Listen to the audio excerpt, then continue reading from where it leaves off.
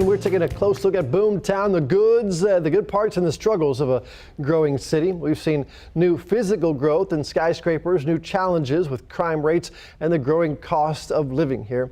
Austin Mayor Steve Adler joining us now live to talk about all of it. Mayor, good to see you again. And obviously the one thing on everybody's minds right now, moms, dads, kids, back to school.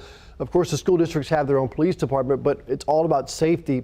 How is the city working with the school districts, if at all, to keep the kids safe? Well, there's nothing more important than keeping our kids safe. And as kids are going to and from school, it's that safe routes and access to school.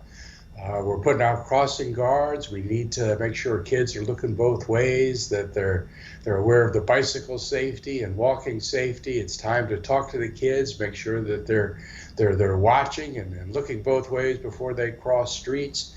But it's really a push for awareness and keeping kids safe to and from school, where the city's putting out hundreds of extra feet of sidewalks and in locations. I think 300 projects in schools. We're doing our part to keep schools access safe. Also, for the people out there driving, make sure you put the cell phone down as you approach those school zones. So important. Speaking of safety, Saturday the city recorded its 45th murder of the year. For perspective, there were 89 homicide investigations all of last year. What are your thoughts on those types of statistics, and how do they compare nationally?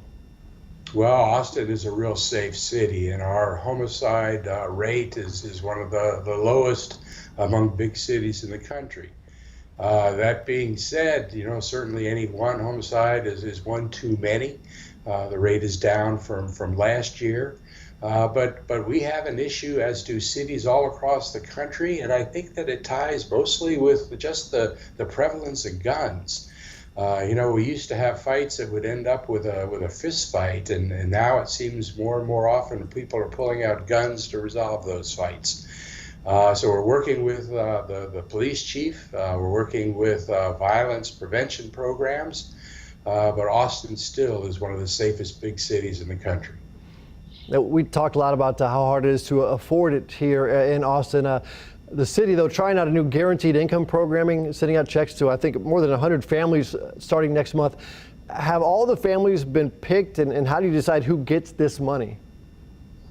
Well, this is a pilot program to see if it actually saves taxpayers dollars, that this might be the best way to keep people who are facing or near facing eviction from becoming homeless in our community, which we know costs us a lot. So we're going to test it to see if this is the most cost-effective way for us to deal with it.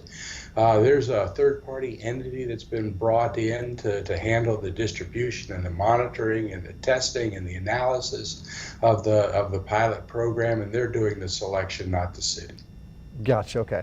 Let's talk about the water, kind of not a crisis yet, but the situation with the water. It's been hot, some serious drought conditions. Obviously, the lakes are low, the water levels are low. Travis County has asked the Lower River Colorado Authority to explore some water conservation options. What types of discussions is the city having right now? Well, right now we have to continue as we do as a city with water conservation. It's been interesting. Yes, the population has increased in Austin. Our total water consumption goes down, and that's because as a community we do such a good job of water conservation. Mostly we need it to rain to fill back up the lakes.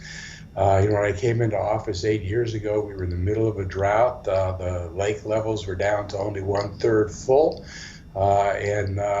Soon after coming into office, it rained. We need that to happen again. Speaking of which, you're about to wrap up your time in office. Is there one thing you really want to focus on doing before you leave as the mayor?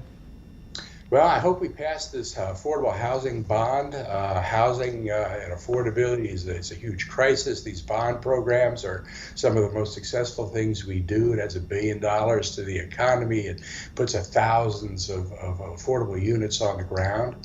And then we're raising the last bit of money for the 3-year program to house 3,000 people. That'll get Austin, I think, as the first city our size in the country to actually get to net effective zero for homelessness. And I want to make sure the city's launched on that path. Net effective zero for homelessness. That would be a monumental. Mayor Adler, we appreciate your time.